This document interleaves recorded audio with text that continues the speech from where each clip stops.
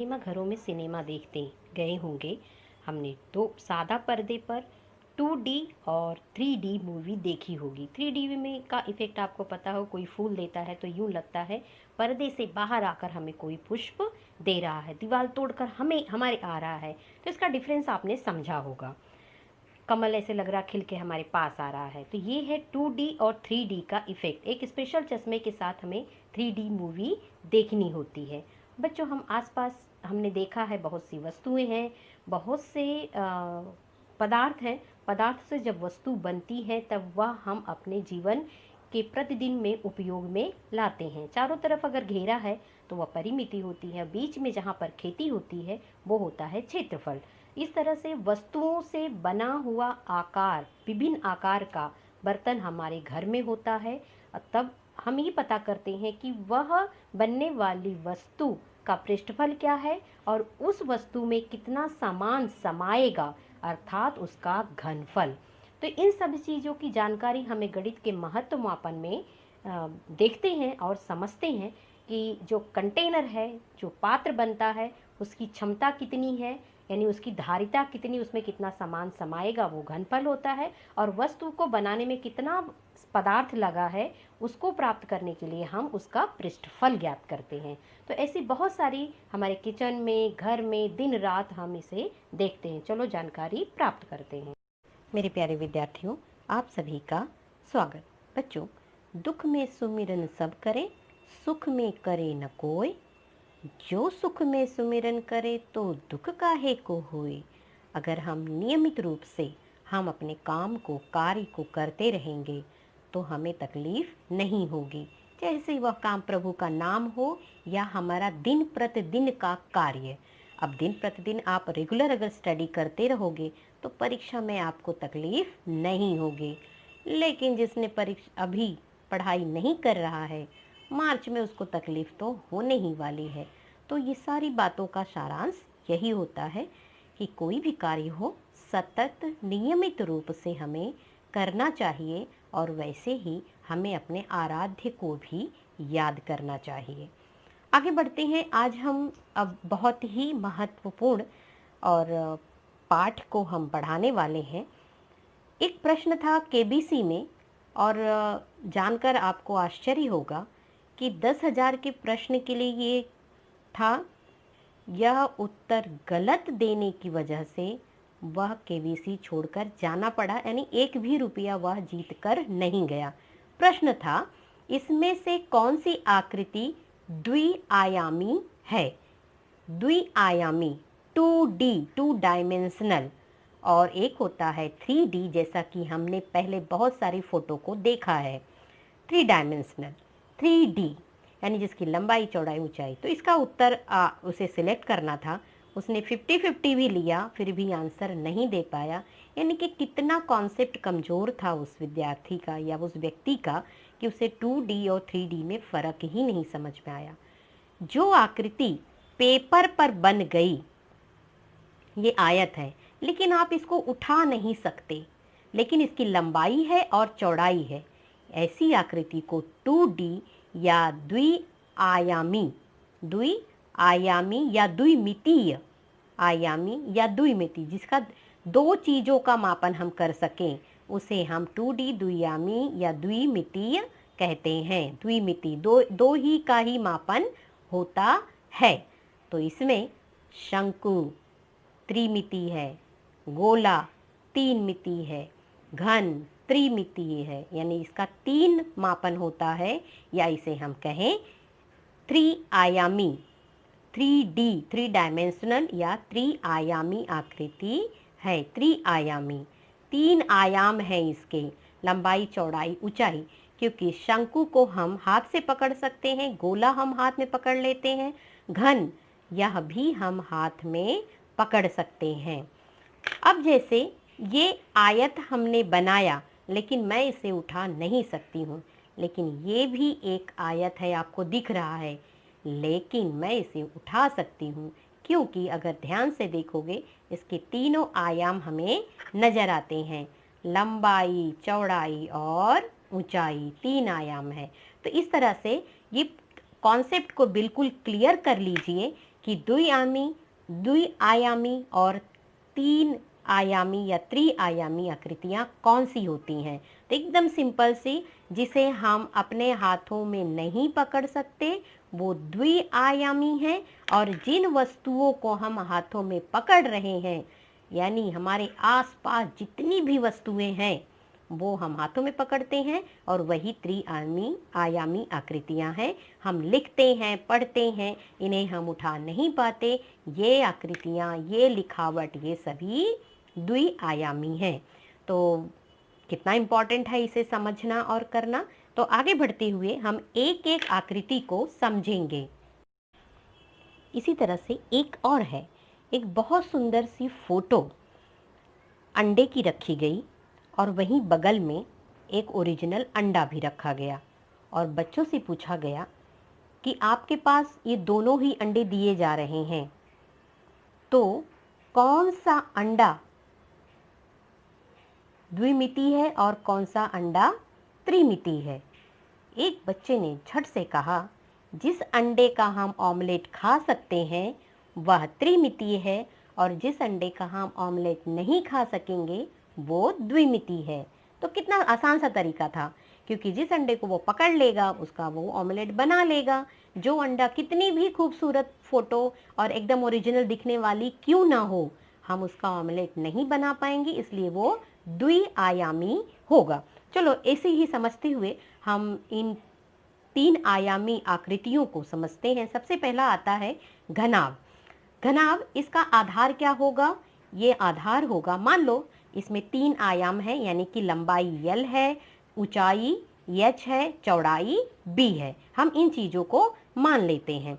अब इसे हम घनाभ भी कहते हैं और आयताकार लंब बेलन भी कहते हैं। अब बच्चों, आधार समझना ये है, इसकी जो आधार होगी वो आयताकार होगी। आधार आयताकार है, और जैसे आधार, अब एक आधार मैं ये बताती हूँ, इस आधार को, ये आधार है और इस आधार को हम बढ़ाते जा रहे हैं। ये है चौड़ाई, ये समझो है ऊंचाई। एक लंबाई 2 लंबाई और 2 चौड़ाई है अगर हमारे पास। अब इसकी हम ऊंचाई बढ़ाते जाते हैं, इसकी ऊंचाई हम बढ़ा रहे हैं। मैंने लंबाई भी बढ़ाई और चौड़ाई भी, यानी कि हमने ऊंचाई बढ़ा दी।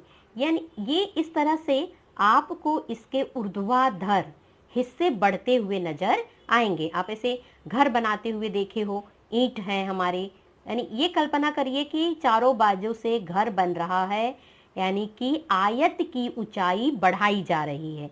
जब ये आयत की ऊंचाई बढ़ाई जाएगी तब उसके चारों तरफ का जो पृष्ठफल है वह बढ़ेगा, यानी ऊर्ध्वाधर हिस्सा बढ़ेगा। बात समझिए, नीचे एक आयत खाली सिंपल सी लाइन बनाई गई है, और उस सिंपल से आयत की ऊंचाई बढ़ती जाएगी।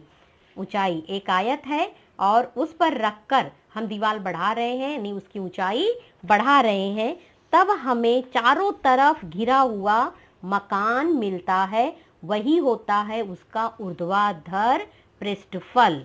तो ऊर्ध्वाधर पृष्ठफल क्या होगा? आधार की परिमिति, यानी चारों बाजू की परिमिति, उसकी ऊंचाई बढ़ा दीजिए, वही चीज है। अनाप का ऊर्ध्वाधर पृष्ठफलों का क्षेत्रफल क्या होगा? आयत की परिमिति। हमें याद होना चाहिए आयत की परिमिति क्या है? 2 लंबाई धन 2 चौड़ाई, यानी कि 2 ब्रैकेट में L प्लस B। अब उसकी ऊंचाई बढ़ा रहे हैं हम ऊंचाई चारों तरफा बढ़ाते हैं, एक ही दीवार नहीं, चारों तरफ की दीवार उठाए, इसलिए उसका गुणोत्तर ऊंचाई बढ़ती है। अब गुणोत्तर ऊंचाई बढ़ाई, इन्हीं इसका मतलब गुणे H। अब इसको अगर सरल करेंगे तो हमें क्या मिलेगा? H को मैंने इस तरफ ले लिया तो 2LH प्लस 2BH। ये खाली ध्यान रखिए, आगे हमें संपूर्ण पृष्ठफल में इसका काम आने वाला है। तो हमने क्या किया?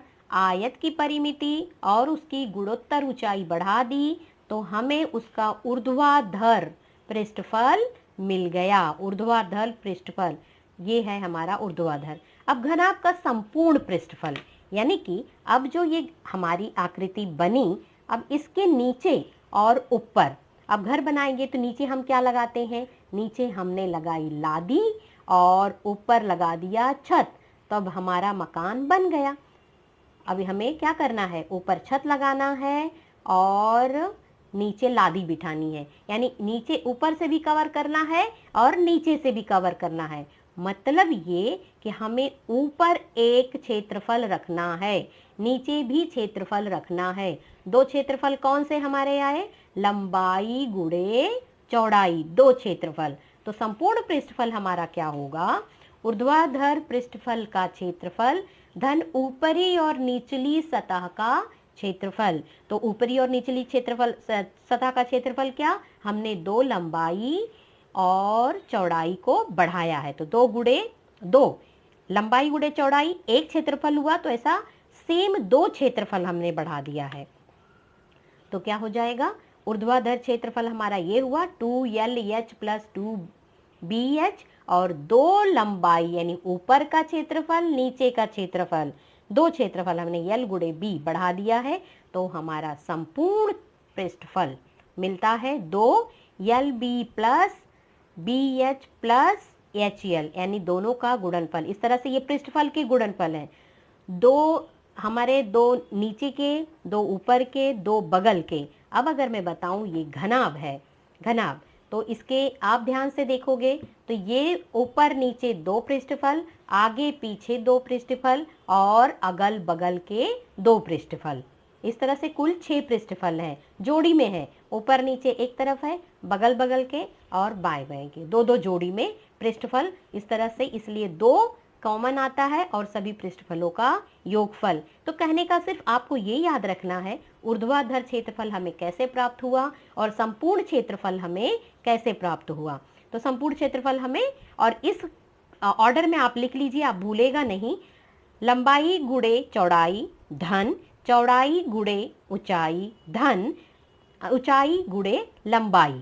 इस तरह से हम तीनों को बारी बारी से लिखते हैं और गुणे दो, क्योंकि हर पृष्ठफल दो बार होता है, तो हमें ये संपूर्ण पृष्ठफल, अगर हमें फार्मूला याद रहा, याद रखने की टेक्निक याद रही, तो इस पूरे पाठ में सिर्फ फार्मूला का खेल है। फार्मूला याद है, मान रखा, गुणा किया, भाग दिया और आपका उत्तर आ गया। तो आपको एक्सपर्ट होना, अगर 10 तक भी पहाड़ा आता है तो आपको यह लेसन अच्छे से कर सकोगे, अगर फार्मूला समझी हो और फार्मूला को याद किए हो तब। तो याद रखने का टेक्निक जरूर याद रखें, ऐसे कैसे हम कर सकते हैं। अब आगे बढ़ते हैं, घनाभ का हम क्षेत्रफल।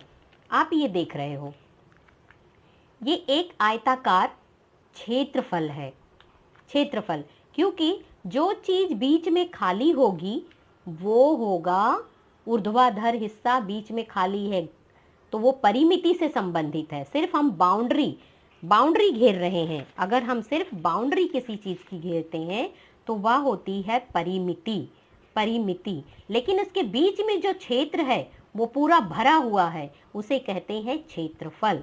तो ये हमने पहले सीखा है, भरे हुए हिस्से को, अगर हमारा खेत है तो खेत के चारों बाजू हमारे मेड़ हैं, वो है परिमिति, लेकिन उसमें हम जो फसल उगाते हैं वो है क्षेत्रफल। क्षेत्रफल का मतलब पूरा भरा हुआ, ये पूरी जमीन पूरा क्षेत्रफल होता है।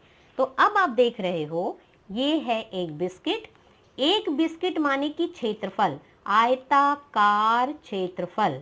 अब इस आयताकार एक क्षेत्रफल है, अगर हम अनेकों क्षेत्रफल की ऊंचाई बढ़ाएंगे तो हमें मिलेगा घनाभ का घनफल। घनाभ का घनफल देखो पूरा भरा हुआ है, कहीं भी जगह नहीं है, तो ये घनाभ का क्षेत्रफल, घनाभ का घनफल। ये तो द्विमितीय आकृति है, सिर्फ लंबाई चौड़ाई, लेकिन आपने ऊंचाई बढ़ा दी तो त्रिमितीय आकृति यानी घनाभ, और ये घनाभ का घनफल मिलेगा। कहीं जगह है नहीं, क्योंकि जो खाली डब्बा होता है उस डब्बे में जगह होती है, हम उसमें सामान भर सकते हैं। अब देखिए ये आयताकार है लेकिन ये खाली डब्बा है, इसमें हम अंदर सामान भर सकते हैं, इसको हम घनफल नहीं, अंदर भरा हुआ सामान घनफल होगा और बाहर जो सामान बना हुआ आकृति है ये पृष्ठफल होगा। तो ये आकार पृष्ठफल का है, अंदर भरा जाया सामान घनफल होगा। तो ये सारी वस्तुएं जब बनती हैं तब ही हमें पृष्ठफल और घनफल की जरूरत पड़ती है। तो इस तरह से एक इकाई क्षेत्रफल और उसकी ऊंचाई बढ़ा दी जाए तो हमें घनफल मिलता है। तो कैसे मिला घनफल? आधार का क्षेत्रफल क्या है, क्योंकि ये आयत है तो आयत का क्षेत्रफल लंबाई गुणे चौड़ाई, और हमने ऊंचाई बढ़ा दी। जितनी इकाई आप बढ़ाओगे 1 2 उतनी ऊंचाई, क्योंकि चारों तरफ से ये बढ़ रहा है गुणोत्तर, इसलिए हम गुणा कर रहे हैं। तो इसका घनफल क्या हुआ? लंबाई गुणे चौड़ाई गुणे ऊंचाई। तो इस तरह से हमने घनाभ का आधार का क्षेत्रफल, ऊर्ध्वाधर क्षेत्रफल और घनफल का सूत्र समझ लिया है। अब आगे बढ़ते हैं। इसी तरह से हम घन यानी कि जिसकी चारों भुजा समान होती हैं, ऐसी आकृति को भी हम समझेंगे। तो ये है घन, सभी भुजाएं समान होती है और माना कि उनके यल बराबर बी बराबर एच, और क्या हमने माना? वो यल, इसकी कोरे यल है। अब कोरे मतलब कि जो ये घन है, देखो बच्चों ये घन है, इसका जो आधार है वो वर्ग है, लेकिन ऊंचाई बढ़ी तो ये हो गई त्रिआयामी। क्योंकि ये पूरा भरा भरा है तो इसको हम घनफल कहेंगे, बिल्कुल खाली नहीं है। अगर कोई डब्बा बनता है, बीच में जगह खाली है, तो उसका सिर्फ पृष्ठफल। तो याद रखो, पृष्ठफल वो हिस्सा है जिससे कोई शेप बनता है, कोई वस्तु बनती है, और उसमें जो भरा जाने वाला है वो घनफल होता है। तो ये पूरा घनफल है किस चीज का? घन का। तो ये चारों, इसमें भी 6 पृष्ठफल होते हैं, लेकिन छवों के छवों समान होते हैं। तो इसका भी वही है, आधार का क्षेत्रफल, आधार की परिमिति गुणे, तो इसका भी ऊर्ध्वाधर पृष्ठफल देख लेते हैं। समघन के ऊर्ध्वाधर पृष्ठफल, आधार की परिमिति गुणे यच। अब वर्ग की परिमिति, क्योंकि ये वर्गाकार है तो वर्ग की परिमिति क्या होती है? 4 गुणे भुजा, भुजा हमने यल माना है, ऊंचाई भी इसकी यल ही है यच, क्योंकि तीनों भुजाएं लंबाई चौड़ाई ऊंचाई सब समान है। तो कितना हो गया? 4l square. और समघन का संपूर्ण पृष्ठफल क्या हुआ? ऊर्ध्वाधर पृष्ठफल प्लस ऊपर नीचे, ऊर्ध्वाधर चारों बाजू का पृष्ठफल प्लस ऊपर और नीचे, जो हम ऊपर छप्पर लगाएंगे, नीचे जमीन पर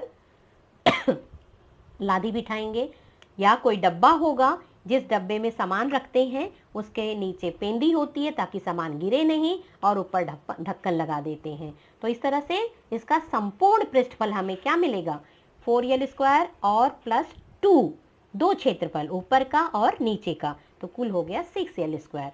उसी तरह से समघन का क्षेत्रफल, आधार का क्षेत्रफल गुणे ऊंचाई। अब आधार का क्षेत्रफल देखिए, ये हमारी बिस्किट है, और कौन सी? जिसका ये है वर्ग, एक वर्ग, और उसकी ऊंचाई बढ़ाते जाइए, क्योंकि इसकी ऊंचाई ज्यादा है तो इसका घनफल ज्यादा आएगा। लेकिन आपको उतनी ऊंचाई बढ़ानी है अगर, तो सिर्फ 4 बिस्किट ले लीजिए, और 4 बिस्किट का घनफल क्या हो जाएगा? आधार का क्षेत्रफल यानी भुजा का वर्ग, और उसकी ऊंचाई भी हम कितनी लेंगे? यल लेंगे, तो हमें मिल जाएगा समघन का घनफल।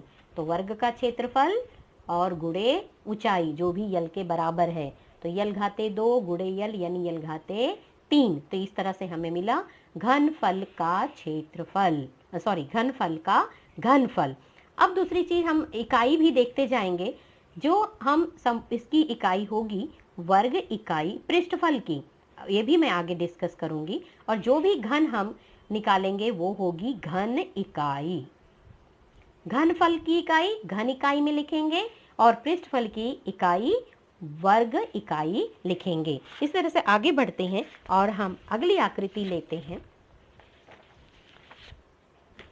तीसरी आकृति हम देखते हैं, वृत्ताकार लंब बेलन। बच्चों, आपने जितने सिलेंडर देखे होंगे वृत्ताकार के, अब आप पेन से लिखते हो, देखिए आपका ये पेन है, इसका आधार वृत्ताकार है और इसकी पूरी ऊंचाई ये है। तो इस तरह से ये वृत्ताकार लंब बेलन। अब ये खोखली है, इसका ये बाहरी आवरण प्लास्टिक का है, इसका वक्र पृष्ठफल होगा, और अंदर सामान भर दोगे तो वो घनफल होगा। आपके घर में ऐसे बहुत सारे डब्बे आपने देखे होंगे और उसमें सामान भरा हुआ होगा, ये भी देखा है। तो जो डब्बा है बाहर का पृष्ठफल स्टील का, प्लास्टिक का, जिसका भी बना हुआ है, वो उसका वक्र पृष्ठफल हुआ, और जो सामान भरा जाएगा वो उसका घनफल होगा। तो इस तरह से आप देख रहे हो, ये कार्ड का एक आयताकार हिस्सा है, इसका जो वक्र पृष्ठफल है वो आयताकार है। अब उसको जोड़ दिया तो हमें मिल गया एक सर्कुलर यानी गोलाकार वृत्ताकार बेलन। अब इसका जो ऊपर का हिस्सा आधार जो है वो वृत्ताकार है, उसकी ऊंचाई बढ़ा दी तो हमें वक्र पृष्ठफल मिल गया। तो इसी तरह से हम देखते हैं, और इन सब की आकृतियों की बहुत अच्छी एक्टिविटी आपको स्कूल आपके किताब में दी हुई है 9th और 10th में, वो भी देखते जाइएगा। तो ये अब हमने ऊंचाई h मान ली है और त्रिज्या r है, क्योंकि आधार क्या है, वृत्ताकार है, तो उसकी त्रिज्या होगी, और ऊंचाई हमने बढ़ा दी है। तो वृत्ताकार लंब बेलन का ऊर्ध्वाधर पृष्ठफल, अब आधार क्या है, आधार है वृत्ताकार, तो उसका वक्र पृष्ठफल क्या होगा, आधार की परिमिति गुणे ऊंचाई, और जो भी होगा उसको हम वर्ग इकाई में नापेंगे, ये आप ध्यान रखिए, वर्ग इकाई में। अब देखिए बच्चों कि जो हमारा वृत्ताकार है उसकी ऊंचाई हम बढ़ाते जाएं, खोखला हिस्सा है ये वृत्ताकार, इसकी ऊंचाई बढ़ाते जाएंगे तो हमें वक्र पृष्ठफल मिलेगा, यानी आधार की परिमिति यानी परिधि और गुणे ऊंचाई, तो हमें मिल जाएगा इसका वक्र पृष्ठफल, वक्र यानी चारों बाजू का पृष्ठफल, इस तरह से ये सिर्फ मिलेगा इतना हिस्सा, इसके ऊपर ढक्कन नहीं है, इसके नीचे पेंडी नहीं है, तो सिर्फ ये वक्र पृष्ठफल मिलेगा।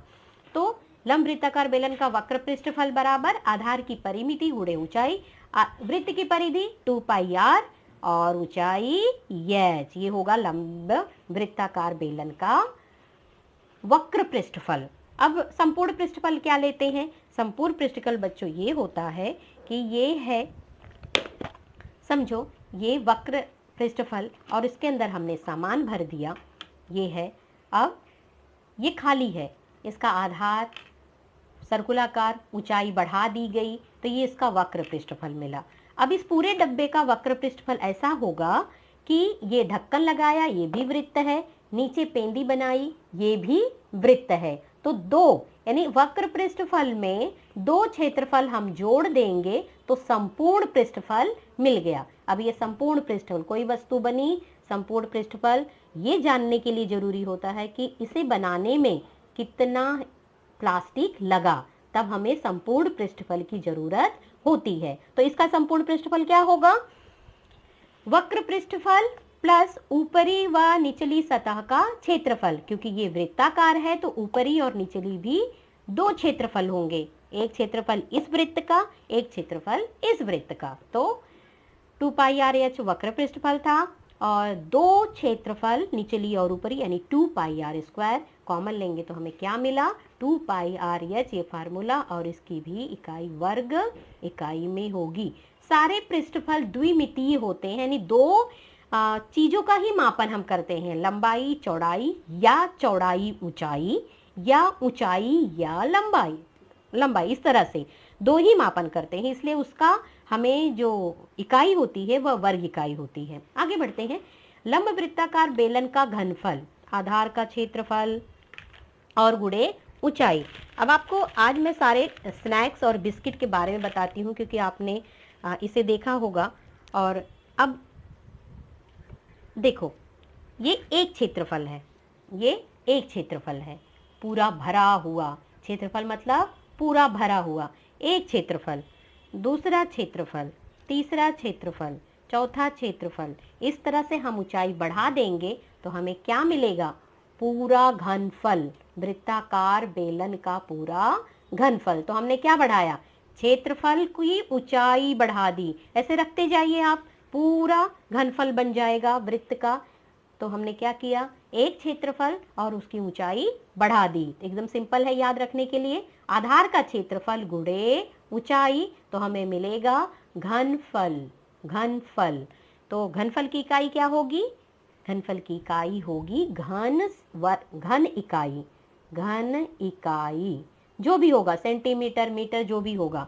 तो लंब वृत्ताकार बेलन का घनफल आधार का क्षेत्रफल गुणे ऊंचाई, आधार का क्षेत्रफल पाई आर स्क्वायर क्योंकि वृत्ताकार है, और गुणे ऊंचाई, तो लंब वृत्ताकार बेलन का घनफल पाई आर स्क्वायर एच। इस तरह से हमने देखा तीन आकृतियों का, हमने समझने की कोशिश की कि किस तरह से उनके ऊर्ध्वाधर पृष्ठफल मिलते हैं, संपूर्ण पृष्ठफल मिलते हैं और कैसे उनका घनफल मिलता है। आप इन तीनों आकृतियों को समझकर और इनके सारे फार्मूलों को याद करो। हम मिलते हैं अगली वीडियो में अन्य 2 आकृतियों को लेकर। तब तक खुद को प्रेरित करते रहिए, गणित को लिख कर समझ कर पढ़ते रहिए। थैंक यू बच्चों।